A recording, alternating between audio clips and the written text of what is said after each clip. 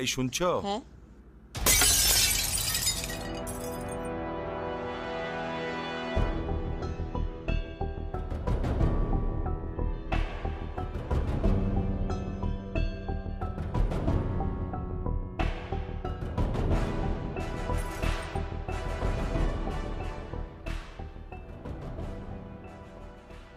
ছবিটা ভাঙলেন কেন আপনি?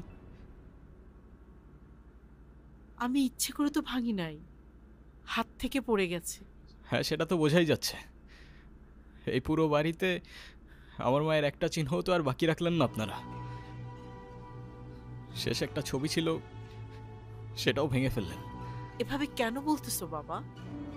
আমি ইচ্ছে করে কেন ভাঙবো বলো তো? না, আমি বুঝতেছি তো, আমি খুব ভালো করেই বুঝতেছি। আপনারা যে সব প্ল্যান করে করতেছেন না, সেটা আমি খুব ভালো করেই বুঝতেছি। প্ল্যান করে করতেছি মানে?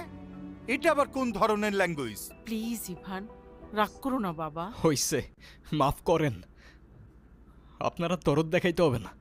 ইভান, তুমি তোমার মায়ের সঙ্গে এভাবে কথা বলছো কেন? মা? কে মা? আপনি আমার মা? ওনাকে বলে দিয়েন যারে তারে এনে আমার মায়ের জায়গায় বসাই দিলেই সে আমার মা হয়ে যাবে। Ivan,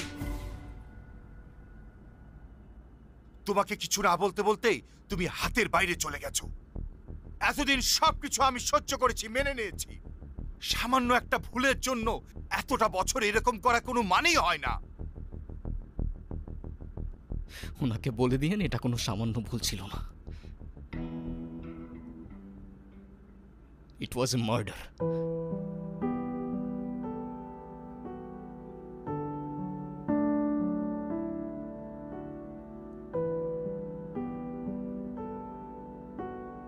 Ivan, Ivan.